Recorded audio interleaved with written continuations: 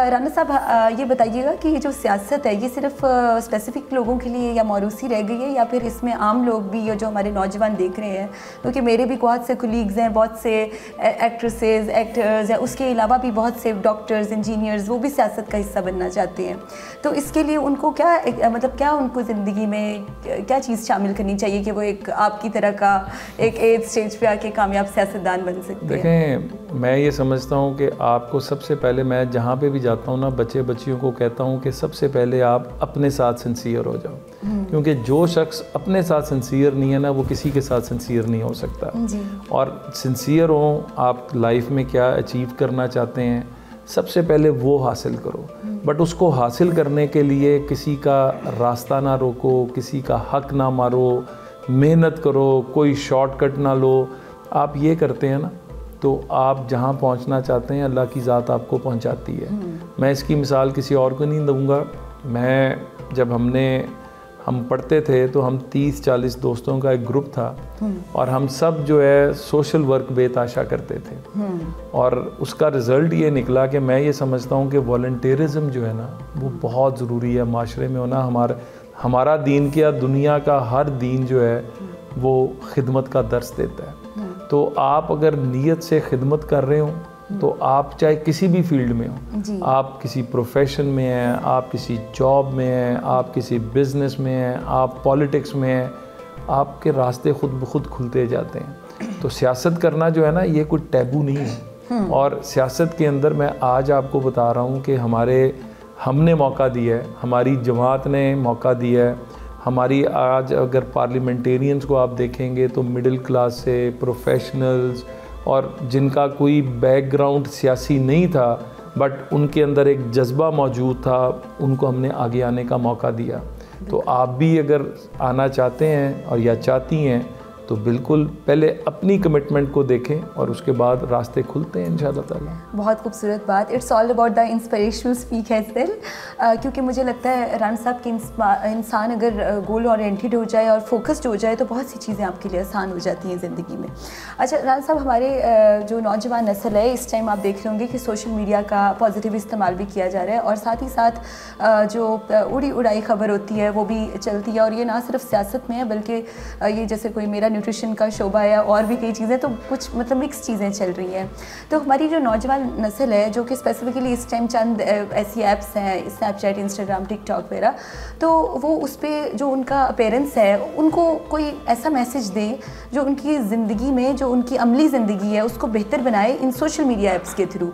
कि मैं यही चाह रही हूँ कि आप हमारे नौजवान नस्ल को ये बताएं कि कौन सी ऐसी चीज़ें या ऑनलाइन चीज़ें, मतलब कौन से ऑनलाइन रुझान है जिसको वो अडॉप्ट करके ना सिर्फ बिज़नेस टाइकन या अच्छे एंटरप्रेन्योरर बन सकते हैं, बल्कि उनका ब्रेन वर्किंग और ब्रेन स्टॉर्मिंग भी बेहतर हो सकती है। तो कुछ इस हवाले से बताइए। मैं सबसे पहली तो बात है कि थोड़ी देर की आर्जी शोहरत के लिए जो झूठ बोला जा रहा है ना, मिसाल के तौर पे पीछे एक पंजाब कॉलेज वाला इशू बना, तो एक तो वो बच्ची नहीं थी, लेकिन वो हो गया और उसकी माँ भी सामने आ गई, और वो बाद में क्या पता चला कि वो लाइक्स लेने के लिए। तो ये जो लाइक्स वाली दौड़ है ना, इस दौड़ से बाहर निकलें। दुनिया जो है ना, वो इससे बाहर दुनिया है।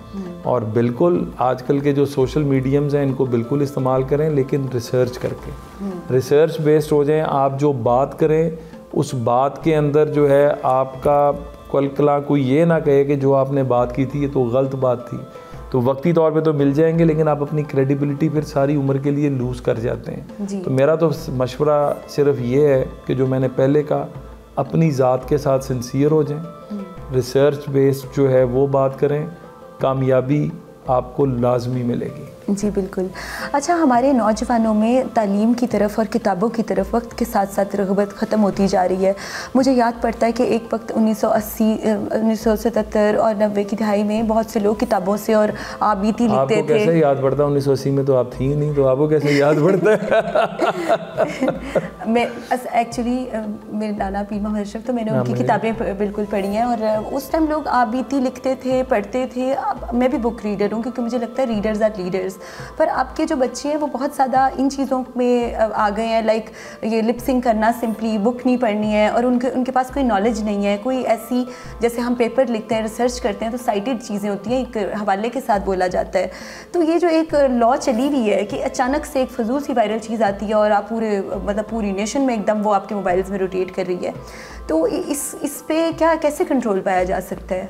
देखिए, हमने कोशिश तो शुरू की है। अब पीका के ऊपर बहुत ज़्यादा एतराज़ आ रहा है, जो पीका एक्ट लेकर आए हैं, पीका 16। जी बिल्कुल जी। तो अब उसके ऊपर इशू क्या बन रहा है कि हम तो वो लॉ लाए हैं जो अमेरिका में हैं, जो यूरोप में हैं, जो मतलब जो हम सो कॉल्ड सिविलाइज्ड नेशंस कहते हैं, और उसके अंदर रीज़न यही है कि आप बाहर अगर कोई गलत बात करते हैं तो आपको उसके ऊपर जुर्माना भी होता है, आपका लाइसेंस भी कैंसिल होता है, आपके ऊपर मतलब लातादाद। तो सेम अब ये आपको यहाँ पर भी मैच्योरिटी का सबूत देना होगा, यहाँ पर भी आपको, मैंने जिस तरह पहले कहा कि चंद लाइक्स के लिए और चंद जो हिट्स हैं उनके लिए आप झूठ बोलें, उसका आपकी सारी उम्र की क्रेडिबिलिटी दाव पे लग जाती है।